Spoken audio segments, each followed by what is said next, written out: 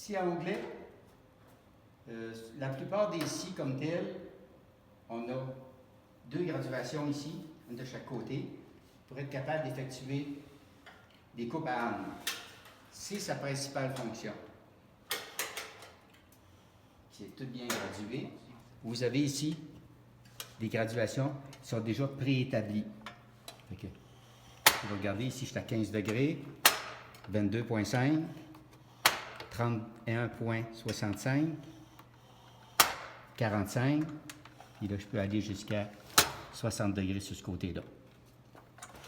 L'autre côté, je peux me rendre seulement à 50 degrés. Fait qu'il faut faire attention, quand j'ai besoin de couper un 45, de bien suivre ma flèche ici, et non pas venir la coter comme ça. Donc ici, le 45, je vais aller là. Je vous expliquerai tantôt les diverses mesures qu'il y a dessus. Il y en a qui sont drôles un petit peu. Si on prend 32,5, si on prend 31,65 ici, à quoi ça peut servir? Le mécanisme est simple. Vous avez une lame ici. La lame comme telle, c'est un petit peu spécial parce que ce n'est pas une lame comme un banc de scie régulier. C'est que l'avoyage de la dent, c'est de la façon que ma dent est inclinée, est environ 3 degrés inversé par rapport à la perpendiculaire. Fait qu'à ce moment-là, au lieu de venir agripper, elle va venir effleurer mon bois. Fait que ça va faire une coupe beaucoup plus précise, surtout qu'on faut toujours tronçonner dessus. Fait qu'à ce moment-là, on peut s'en servir. Vous avez plusieurs choses dessus. D'abord, dans le transport, vous avez un mécanisme ici pour la bloquer. Elle va rester comme ça. Vous avez ici en arrière un autre mécanisme pour venir bloquer la scie comme ça. Je ne pourrai plus la coulisser à ce moment-là. Fait que pour le transport, c'est ça qu'il faut faire. Je viens de la débrancher, puis je viens appuyer dessus pour la débloquer. C'est un entraînement par courroie. La différence, il y a certaines scies que le moteur est directement sur la lame. Fait qu'à ce moment-là, le coup va être beaucoup plus fort quand le moteur va partir.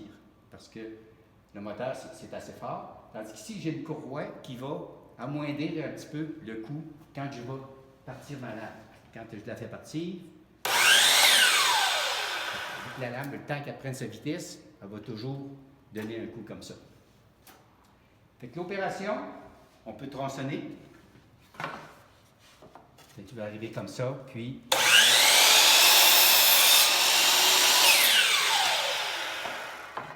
quand on fait la coupe, il y a deux choses très importantes. D'abord, ça ici, on ne peut pas arriver et mettre ça, que ça soit complètement, que ça ne bouge pas du tout. Fait qu'à ce moment-là, il ne faut pas que j'exerce une pression dessus. Je vais me tasser pour vous montrer. Si je me place ici, je vais avoir tendance à tirer sur ma lame. Fait qu'à ce moment-là, je n'aurai pas une coupe parfaite.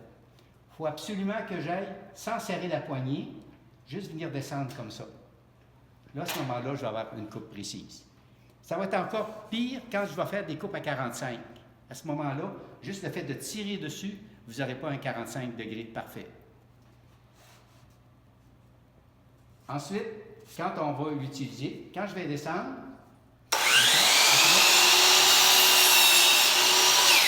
j'arrête quand je suis rendu en bas, après ça, je vais remonter. Pour éviter de venir briser ma coupe ici. Vous voyez que ça fait des coupes qui sont très précises. Maintenant, je vais vérifier le 45 degrés sur une scie, pour être certain que c'est.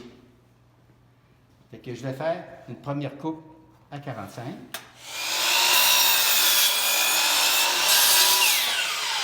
Je vais garder mon morceau.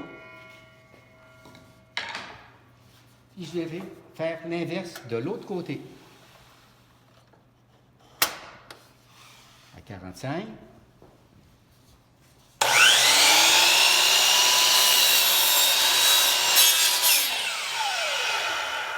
Je peux le vérifier avec ça, ou je peux le vérifier avec mes deux morceaux. Je vais mettre mes deux morceaux ici, c'était mes deux coupes, puis je vais venir vérifier avec mon équerre si je suis bien à 90 degrés. Si je veux réaliser des coupes comme ceci, vous voyez le genre de coupe qui est fait, Ou quand on fait des OG, puis qu'on arrive sur un coin, ça va être la même coupe que ça, étant donné que nous autres, les OG sont à 45 degrés. Mais je ne peux pas couper à 45 degrés, parce que mes deux, c'est une coupe combinée à ce moment-là. Vous avez la graduation ici, 31,6. Je vais venir m'ajuster dessus, comme ça. Vous avez déjà une coche dessus. Puis je viens venir, ça c'est sur l'onglet, maintenant sur le biseau, je vais venir ici en arrière, puis vous avez deux butées ici. Vous en avez une ici, elle va être à 45 degrés, puis elle va être à 22,5 et à 33 degrés. Fait que je vais slacker ça, puis je vais incliner ma scie, puis ma butée ici va venir s'appuyer dessus. Fait que je n'ai pas à mesurer rien, tout est là. Après ça, je vais venir serrer ça, puis je vais être prêt à faire ma coupe. Chose à ne pas oublier, si je viens couper comme ça, je vais venir couper mon guide. Fait qu'il faut que je recule mon guide ici en arrière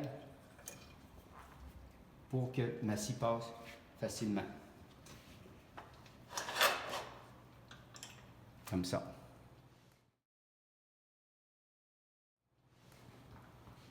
Je vais venir faire ma première coupe.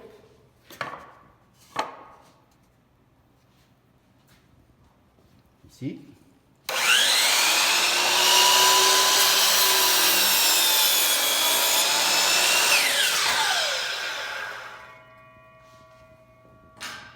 Quand je vais venir faire l'inverse ici, à ce moment-là, il faut que ma scie soit dans l'autre sens. Je vais avoir un autre mécanisme à faire. Je la sac toujours en arrière.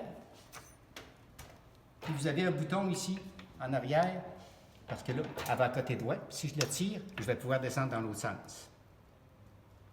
Comme ça. Fait que j'avais toujours mes deux butées que j'avais de l'autre côté, je les ai ici. Fait que je vais leur mettre la même chose pour venir chercher le même angle.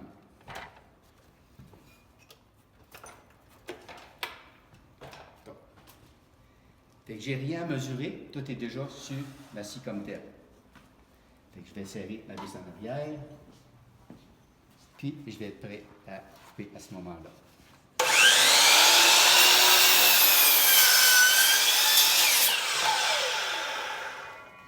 Puis je vais être capable de venir à ce moment-là, et venir faire un beau coin comme ça. Puis ça va être la même chose si je fais des OG sur un mur.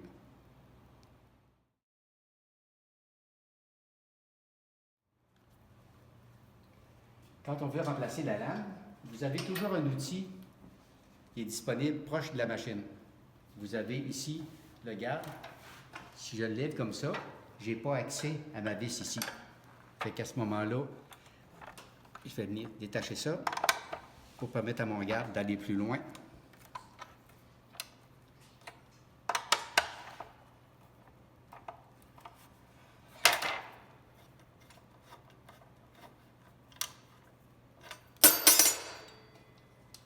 À ce moment-là, je vais être capable d'aller chercher celle-là ici. Comme ça, qui me donne accès à ma vis ici. Il ne faut pas oublier que sur une scie à onglet, la vis comme telle est inversée. Comme je dis, les filets sont à l'inverse des filets normaux.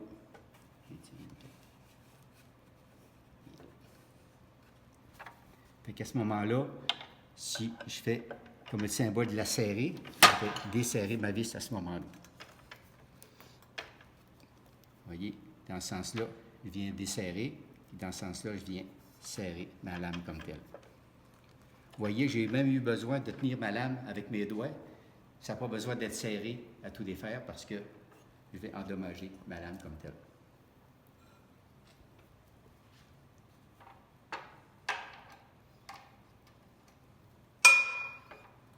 Je vais redescendre ça.